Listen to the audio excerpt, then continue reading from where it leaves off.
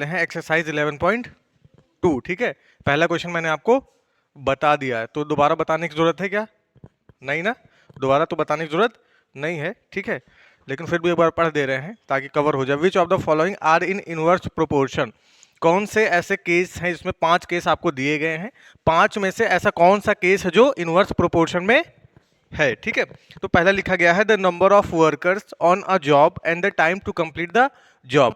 किसी काम पर कार्यकर्ताओं की संख्या या जो लेबर्स लगे गए हैं उनकी संख्या और उनके द्वारा लिया गया समय। ठीक है ना, तो कह रहा है कि अगर लोगों की संख्या बढ़ा दिया जाएगा तो टाइम कम लगेगा, और अगर टाइम ज्यादा लग रहा है इसका मतलब लोग कम है ना। मेरा कहने का मतलब यह है किसी जॉब पे अगर वर्कर की संख्या ज्यादा हो जाएगी तो समय कम लगेगा, और अगर वर्कर की संख्या कम हो जाएगी तो टाइम ज्यादा लगेगा। इसका मतलब है कि ये जो केस है कैसा है, इनवर्स प्रोपोर्शन में है। ठीक है, दूसरा क्वेश्चन देखते हैं। The time taken for a journey and the distance travelled in a uniform speed. ठीक है, अगर जर्नी छोटी है तो टाइम कम लगेगा, अगर जर्नी बड़ी होगी तो टाइम ज्यादा लगेगा। जर्नी का मतलब होता है कोई रास्ता तय करना, है ना। अगर जैसे मान लो आपको बगल में जाना है, किसी जिले में जाना है तो समय कम लगेगा, लेकिन अगर किसी दूसरे स्टेट में जाना है, किसी दूसरे देश में जाना है तो वहां पर आपकी जर्नी लंबी हो जाएगी, और जब जर्नी लंबी हो जाएगी तो समय ज्यादा लगेगा। ठीक है ना, यूनिफॉर्म स्पीड का मतलब होता है एक ही गति से चलना। ठीक है ना, अपनी स्पीड को बदलना नहीं है। जैसे प्रकार से अगर जर्नी हमारी लंबी होती चली जाएगी, उसको पूरा करने के लिए समय भी तो लंबा होता चला जाएगा। ठीक है, हाँ, तीसरा हम लोग बात करते हैं, ये दो तो बात कर चुके, तीसरा है area of cultivated land and the crop harvested. ठीक है ना, क्वेश्चन नंबर पहले का तीसरा। हाँ, आप ही सोच लो, अगर एरिया छोटा है, अगर एरिया छोटा है तो उस पे से जो आपको क्रॉप मिलेगी, जो क्रॉप की मात्रा मिलेगी वो भी कम होगा, है ना। अगर एरिया ज्यादा बड़ा है तो उस पे जब आप क्रॉप उगाओगे, मतलब फसल उगाओगे, तो इसमें कंपेरेटिवली ज्यादा आपको मिलेगा, क्या, क्रॉप, फसल ज्यादा मिलेगी। हाँ, इसका मतलब ये है कि कम एरिया पे अगर आप खेती करोगे, कम जगह पे, कम क्षेत्र पे अगर आप खेती करोगे तो आपको फसल कम मिलेगी, और ज्यादा क्षेत्र पे अगर आप खेती करोगे तो आपको फसल ज्यादा मिलेगी। तो सिंपल सी बात है। ठीक है, एक खेत बोओगे तो कम फसल आएगी, दो खेत बोओगे तो ज्यादा फसल आएगी। तो एरिया ऑफ कल्टीवेटेड लैंड अगर बढ़ जाएगा, मतलब जिस पर आप खेती करना चाहते हो उसको अगर आप, उसका एरिया अगर आपने बढ़ा दिया तो आपको एक तरफ फसल भी ज्यादा मिलेगी। चौथा चौथा क्वेश्चन क्या है? चौथा क्वेश्चन क्या कह रहा है कि the time taken for a fix journey and the speed of the vehicle. Fix journey है, अब कि हमें क्या करना है, मान लो ए से लेकर के बी तक हमको जाना है, मान लीजिए 10 किलोमीटर है, समझिए। कह रहा है फिक्स जर्नी है कि आपको ए से बी ही जाना है, लेकिन आपकी क्या है, आपकी बताना है कि टाइम और स्पीड का क्या रिलेशन होता है। इन डायरेक्ट प्रोपोर्शन में होते हैं कि इनवर्स प्रोपोर्शन में होते हैं, हमको यही बताना है।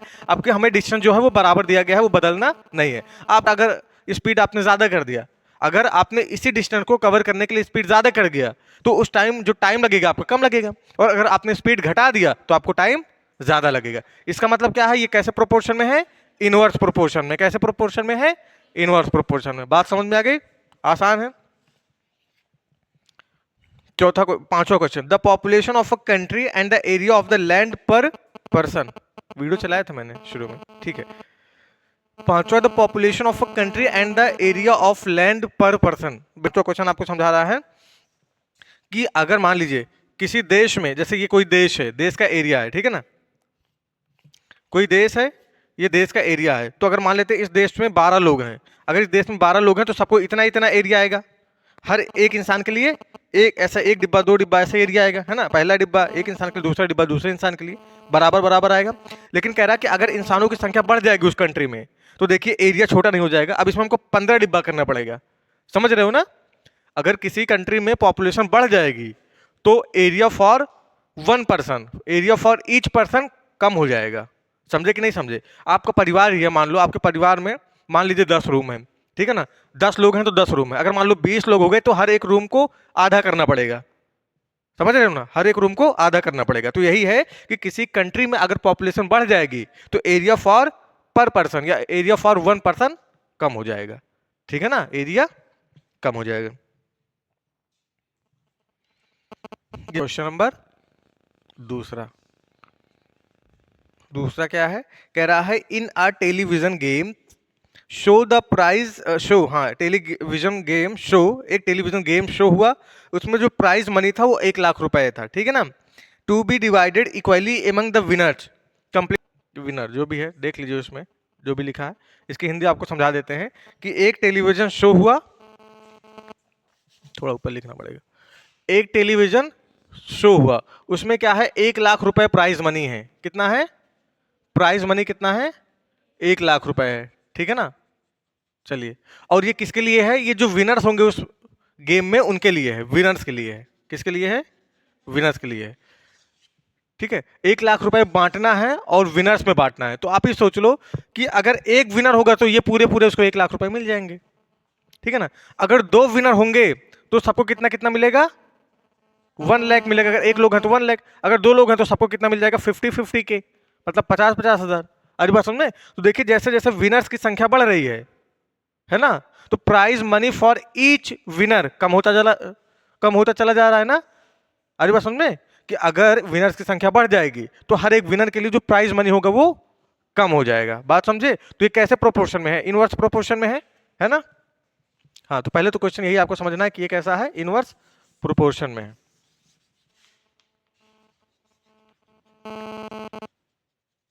नंबर ऑफ विनर्स, और यहां पे क्या है, तो हमको यही बताना है कि अगर एक विनर होगा तो उसके लिए 1 लाख हो जाएगा, दो विनर होंगे उसके लिए 50 लाख हो जाएगा, अगर 4 विनर होंगे तो उसके लिए बताना है, 5 विनर होंगे उसके लिए 8, 10 और ऐसे ही 12 विनर के लिए आपको बताना है, ठीक है ना।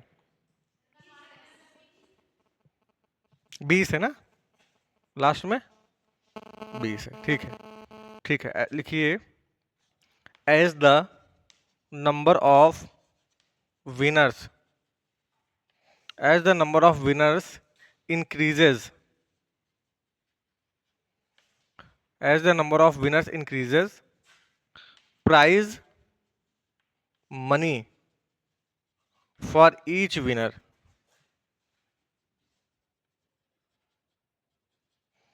prize money for each winner decreases।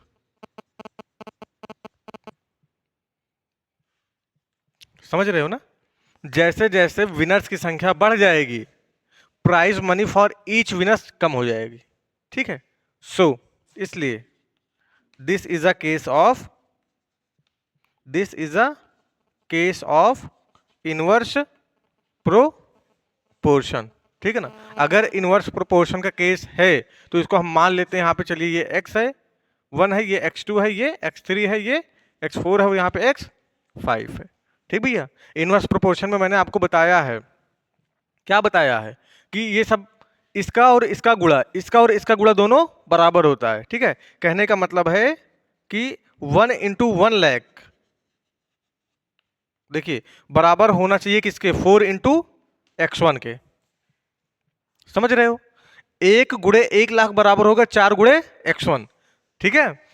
ये है मतलब नंबर ऑफ विनर अगर 1 है तो प्राइज मनी 1 लाख है, इन दोनों का गुणा इन दोनों के गुणे के बराबर होना चाहिए, मतलब इसका गुणा आपस में, इसका गुणा आपस में, इसका गुणा आपस में, 5 और x2 का गुणा आपस में, 8 और x3 का गुणा आपस में, सब आपस में बराबर होना चाहिए, ठीक है, जो कि मैंने x1, तो ये केस होता है, ठीक है। तो इसके अकॉर्डिंग ये चीज हम बेसिक पहले ही पढ़ चुके हैं, ये बेसिक हम पहले ही पढ़ चुके हैं, ठीक है ना। तो इस बेसिक के हिसाब से, इस स्टेटमेंट के हिसाब से ये गुणे ये, मतलब 1 × 1 लाख बराबर होगा 4 × x1, तो यहां से क्या निकालोगे, यहां पे आपकी x1 की वैल्यू निकल जाएगी 1 लाख/4, 1 लाख/4 करोगे तो कितना आ जाएगा 25,000।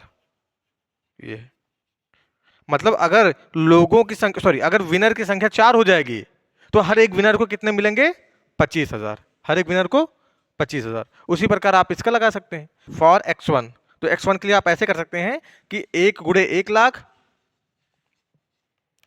इक्वल टू 4 × x1, यहां से क्या होगा, यहां पे हो जाएगा x1 बराबर 1 लाख/4, और यहां पे x1 की वैल्यू कितनी आ जाएगी 25,000, जैसे एक लाइन में ये हो गया। अब उसी फॉर x2 आप कर दीजिए, यहाँ पे फॉर x2 हो जाएगा ना, फिर से आप कर लीजिए, आप चाहे जिसको कर लीजिए, जैसे इसको इसका गुणा इससे बराबर होगा, इसका गुणा इससे, ये भी कर सकते हैं, जैसे 2 × 50,000 बराबर होगा किसके, 5 × x2 के, अभी भी तो 1 लाख आ रहा है इधर, हमेशा आता रहेगा।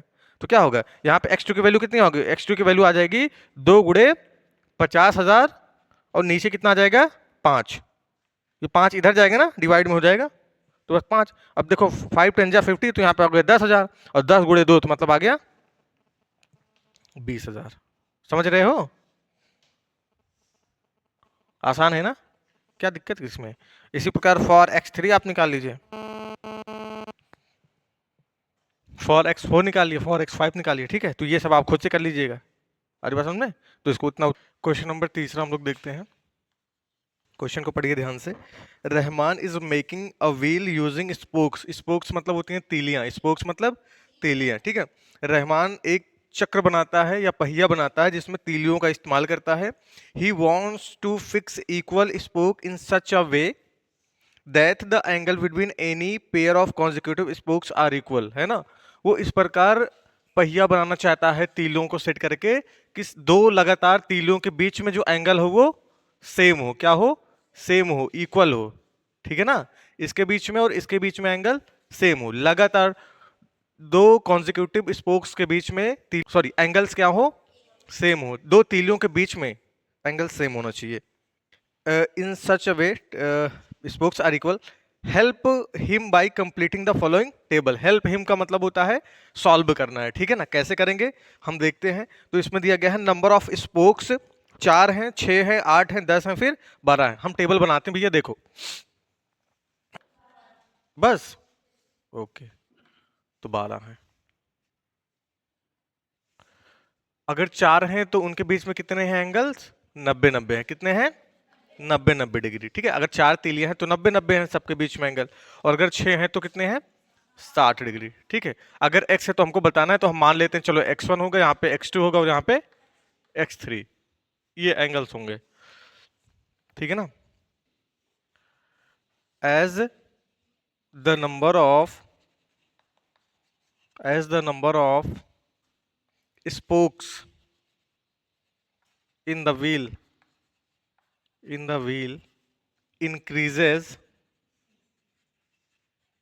जैसे जैसे आप देखिए ध्यान से, यहाँ पे 4 है, यहाँ पे 6 है, तो जैसे जैसे तीलियों की संख्या बढ़ रही है उनके बीच में जो एंगल है वो क्या हो जा रहा है, कम हो जा रहा है, घट जा रहा है। तो हम क्या लिख रहे हैं, as the number of spokes in the wheel increases, पहिए में जैसे जैसे तीलियों की संख्या बढ़ रही है एंगल बिटवीन देम डिक्रीजेज, है ना। मतलब दो तीलों के बीच में जो एंगल्स होंगे वो कम हो जाएंगे। तो हम लिखेंगे as the number of spokes in the wheel increases, angle between the pair of consecutive, angle between a pair of consecutive spokes decreases, ऊपर लिख दे रहे हैं यहाँ पे decreases, so we can say it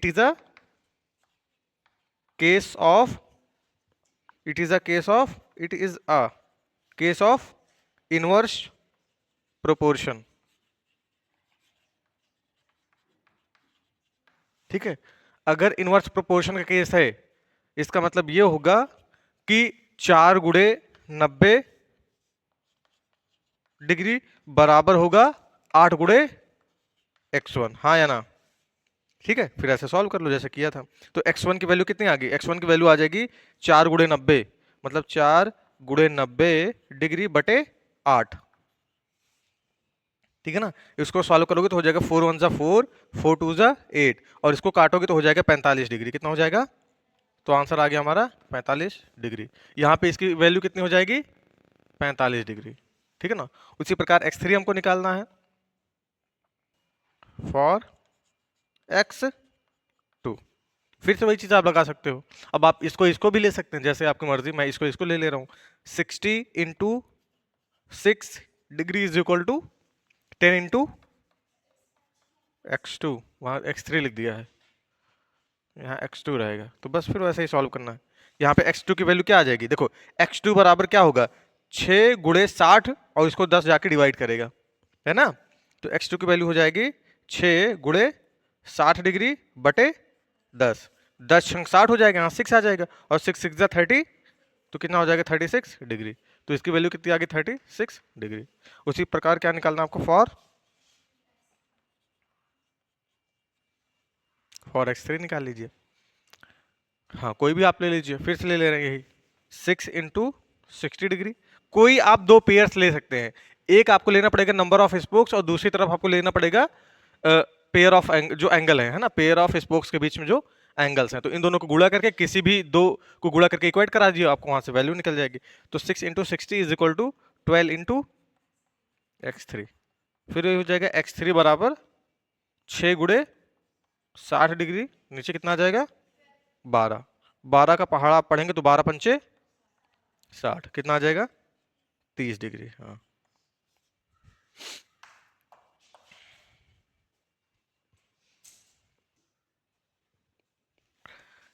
इस क्वेश्चन से रिलेटेड 3 सब questions दिए गए, उसको पढ़िए ध्यान से। उसके पार्ट दिए गए हैं 3 questions. Are the number of spokes and the angles formed between the pair of consecutive spokes in inverse proportion. तो आपको लिखना है यस। कह रहा है कि जो स्पोक्स, नंबर ऑफ स्पोक्स हैं और लगातार दो स्पोक्स के बीच में जो एंगल है, क्या उनके बीच में इनवर्स प्रोपोर्शन का रिलेशन है? यही तो था। ठीक है, तो आपको क्या लिखना पहले में, यस। दूसरा कह रहा है calculate the angle between a pair of consecutive spokes on a wheel with 15 spokes. कह रहा है अगर 15 तीलियां हो जाएंगी तो बताइए उनके बीच में कितने एंगल्स बनेंगे। ठीक है ना, आ रही बात समझ में? अगर आपकी स्पोक्स की संख्या कितनी है, 15 है। चलो हम नंबर ऑफ स्पोक्स कितना दिया गया है, नंबर ऑफ स्पोक्स क्वेश्चन में कितना है, 15 है। हम मान लेते हैं let the angle between two consecutive spokes P x. ठीक है ना, देखो भैया हमने मान लिया कि जब स्पोक्स की संख्या 15 है तो उनके बीच में एंगल कितना है, x है। ठीक है ना, तो हमको पता है क्या, ये पता है कि 4 गुणे 90 डिग्री बराबर होना चाहिए 15 गुणे x के। ठीक है, तो यहां से निकाल लो, यहाँ कितना हो जाएगा, x बराबर हो जाएगा 4 गुणे 90 डिग्री अपॉन में 15। तो 15 छक्के 90 होता है। ठीक है, ये 6 डिग्री आ गया, तो x की वैल्यू कितनी हो जाएगी, 24 डिग्री। ये ठीक है, तो वही मैं कह रहा हूं। तीसरा क्वेश्चन ये है कि अब की angle between a pair of spokes के बीच में 40 डिग्री दे दिया गया। कहने का मतलब है अगर ये ऐसी व्हील है और ये स्पोक्स हैं, ठीक है ना, तो इनके बीच में एंगल कितना है, 40 डिग्री। तो कह रहा है अगर ऐसे 40-40 डिग्री अगर बांट दिया गया है, ठीक है ना, अगर 40 डिग्री ऐसे सब तीलियों के बीच में 40-40 डिग्री है, तो बताइए कितनी तीलियां होंगी, हमें ये बताना है। Let the number of spokes be x. ठीक है, तो फिर से वही हम क्वेश्चन लगाएंगे, कैसे, 40 गुणे 90 डिग्री बराबर होगा 40 डिग्री गुणे एक्स के। ठीक है, तो यहां से क्या हो जाएगा, यहां से हो जाएगा एक्स की वैल्यू 4 गुणे 90 डिग्री, नीचे हो जाएगा 40 डिग्री। 4 टेन जा 40 और ये 10 से कट जाएगा, कितना हो जाएगा 9। तो कितनी होंगी तीलियां, 9 तीलियां होंगी। कितनी तीलियां होंगी, 9 तीलियां। ठीक है, ये नंबर चौथा क्या कह रहा है, if a box of sweets is divided among 24 children they will get 5 sweets each. ठीक है ना, समझिए, मिठाई का एक डिब्बा है। ठीक है ना, मिठाई का एक डिब्बा है, अगर उस मिठाई को 24 बच्चों में बांटी जाती है, ठीक है ना, तो हर एक बच्चे को कितनी मिठाई मिलती है, 5 मिठाई मिलती है। ठीक है ना, अब कह रहा है कि मिठाई का डिब्बा वही है, अब बच्चों की संख्या कम कर दी जा रही है। कितनी कर दी जा रही है, 20। 4 नहीं की जा रही, 4 कम की जा रही है ना। क्या लिखा है, how many would each get, हर एक बच्चे को कितनी स्वीट्स मिलेंगी यदि, if the number of children is reduced by 4, अगर 4 बच्चों की संख्या कम कर दी जाती है। मतलब पहले बच्चे थे 24, अब बच्चे कितने हैं 20, 4 बच्चों की संख्या कम हो गई है। ठीक है ना, तो कह रहा है कि अब हर एक बच्चे को कितनी मिठाइयां मिलेंगी। तो इसके लिए हम टेबल बनाते हैं,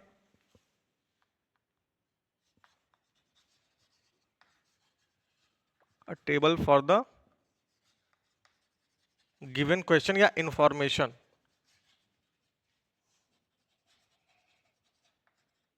ठीक है, टेबल कैसे बनाओगे,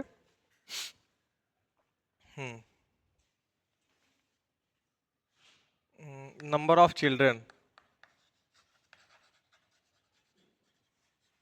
नंबर ऑफ चिल्ड्रंस, और यहाँ पे रहेगा जब बच्चों की संख्या 24 है तो हर बच्चे को 5 मिठाई मिल रही है ना। अगर बच्चों की संख्या 24 माइनस 4 मतलब 20 हो गई, तो आपको बताना है कि कितनी मिठाइयां मिलेंगी। तो मान लेते हैं x number of sweets every each child will get, है ना। मान लेते हैं कि सभी बच्चों को कितनी मिठाई मिलती है, x number of sweets for each children will increase. बात समझ आ रही है?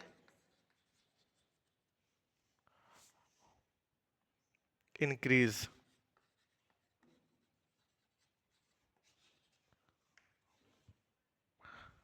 If the number of children, अगर बच्चों की संख्या कम हो जाएगी, if the number of children will decrease, then, अगर कॉमा हटाना तो यहां पे आप लगा लीजिए then the number of sweets for each children will increase. समझ रहे हो? यदि बच्चों की संख्या कम कर दी जाएगी तो हर एक बच्चे के लिए नंबर ऑफ स्वीट्स की संख्या बढ़ जाएगी, मिलने वाली जो उसकी मिठाई है उसकी संख्या बढ़ जाएगी, है ना। अगर बच्चे कम होंगे तो सबको ज्यादा ज्यादा स्वीट्स मिलेंगी ना, अगर बच्चे ज्यादा होंगे तो सबको कम कम स्वीट्स मिलेगी। तो आप देख सकते हो क्या है, इसलिए this is a case of, this is a case of inverse proportion. तो हम क्या करेंगे, हम ये करेंगे, ये 24 गुणे 5 बराबर होगा 20 गुणे x के ना। तो क्या होगा, यहां पे x की वैल्यू आ जाएगी 24 गुणे 5 बटे 20। 5 वन जा 5, 5 फोर जा 20, तो ये हो जाएगा 4 वन जा 4, 4 सिक्स जा, हर एक बच्चे को कितनी मिठाई मिलने लगेगी, 6। किसान। क्वेश्चन नंबर 5वां, a farmer has enough food to feed 20 animals in his cattle for 6 day, है ना। एक किसान है, उसके पास कितने जानवर हैं, 20 जानवर हैं, ठीक है। उसके पास इतना खाना है कि अगर 20 जानवरों को खिलाएगा तो उसका खाना 6 दिन चलेगा, ठीक है ना। एक किसान है, उसके पास इतना खाना है कि अगर अपने वो 20 जानवरों को खिलाएगा तो उसका खाना कितने दिन चलेगा, 6 दिन चलेगा। कह रहा है अगर जानवरों की संख्या 10 और ज्यादा हो जाए तो बताइए उसका खाना कितने दिन चलेगा। मतलब अगर जानवर 30 हो जाएंगे तो खाना आपको पता है कम दिन चलेगा, है ना। If the number of kettles will increase the food will last for less day, है ना। आरी बात समझ में? ठीक है, लिखते हैं, then the food for less day.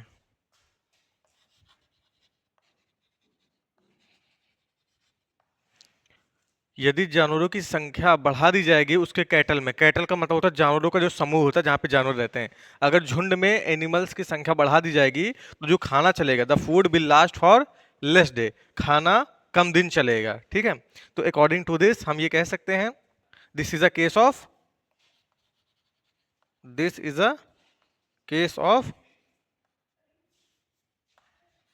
Inverse proportion. So this is a case of inverse proportion. देखो इधर, ये हो जाएगा आपका 20 गुणे 6 बराबर 30 गुणे x। तो यहाँ पे x की वैल्यू आपकी आ जाएगी 20 गुणे 6 बटे 30, है ना। तो x की वैल्यू आपकी आ गई 6 5 जा 30 और 5 4 जा 20। तो खाना कितने दिन चलेगा, 4 दिन। क्वेश्चन नंबर 6 देखिए, अच्छा ये वाला है, a contractor estimates that 3 persons could rewire Jasminder's house in 4 days. If he uses 4 person instead of 3, how long should they take to complete the job? Wire का मतलब होता है वायरिंग करना है ना। तो एक कॉन्ट्रैक्टर है, वो कह रहा है कि अगर हम 3 वर्कर्स लगाते हैं तो उसका काम कितने दिन में खत्म हो जाता है, 4 दिन में। तो कह रहा है कि अगर वर्कर की संख्या बढ़ाकर 4 कर दी जाए तो बताइए कितने दिन में काम हो जाएगा, ठीक है। अगर 3 वर्कर हैं तो 4 दिन काम चलेगा, तो अगर 4 वर्कर हैं तो कितने दिन काम चलेगा यही बताना है, ठीक है। चलिए टेबल बनाते हैं, नंबर ऑफ वर्कर्स, है ना, number of days, number of days for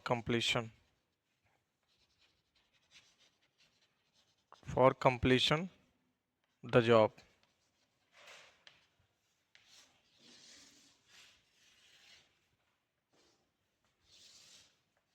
अगर वर्कर की संख्या 3 है तो 4 दिन में जॉब कंप्लीट हो जाती है, नंबर ऑफ डेज, ठीक है ना, फॉर कंप्लीशन द वर्क 4 दिन है। अगर वर्कर की संख्या 1 बढ़ा दी जाती है, 4 हो गई, उसमें 4 ही लिखा है तो डायरेक्ट 4 लिखते हैं, 4 हो जाएगी तो बताइए कितने दिन टाइम लगेगा। ठीक है, तो आपको पता है कि कम समय लगेगा, 3 दिन आएगा, 4 3 12, 4 3 12 ठीक है। As the time taken by, then the time taken to complete the job will decrease, complete the job will decrease.